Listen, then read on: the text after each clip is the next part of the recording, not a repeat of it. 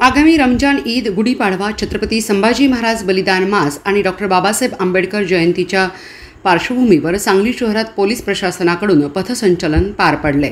या पथसंचलनामध्ये दंगल नियंत्रण पथकाकडून सांगलीमधील स्टेशन चौक या ठिकाणी प्रात्यक्षिक घेण्यात आली। सदरच्या पथसंचलनामध्ये सांगली शहर पोलीस ठाणे, विश्रामबाग पोलीस ठाणे, ग्रामीण पोलीस ठाणे आणि संजयनगर पोलीस ठाणेमधील अधिकारी व कर्मचारी तसेच दंगल नियंत्रण पथक सहभागी झाले होते।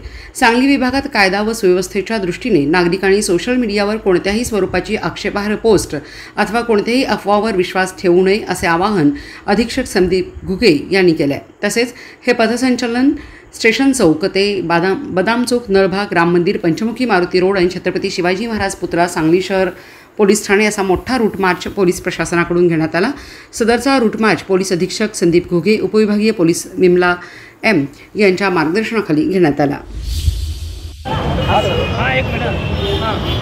आगामी सण उत्सवाच्या अनुषंगाने सांगली जिल्हा पोलीस दलाकडून आज या ठिकाणी स्टेशन चौकात मॉक ड्रिलचं आयोजन करण्यात आलं, ज्यामध्ये आम्ही नागरिकांना हा संदेश देतो की आपण सर्वजण सुरक्षित आहात। आगामी सण उत्सवामध्ये पोलीस दल सज्ज आहे, योग्य तो बंदोबस्त आणि खबरदारी आम्ही घेत आहोत।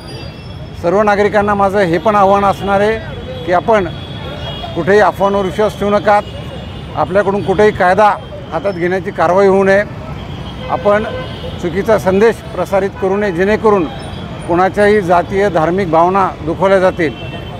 मी सर्वांना गुढीपाडव्याच्या निमित्तानं, नवीन वर्षाच्या निमित्तानं शुभेच्छा देतो आणि रमजान ईदकरिताही आपल्या सर्वांना शुभेच्छा। जय हिंद, जय महाराष्ट्र।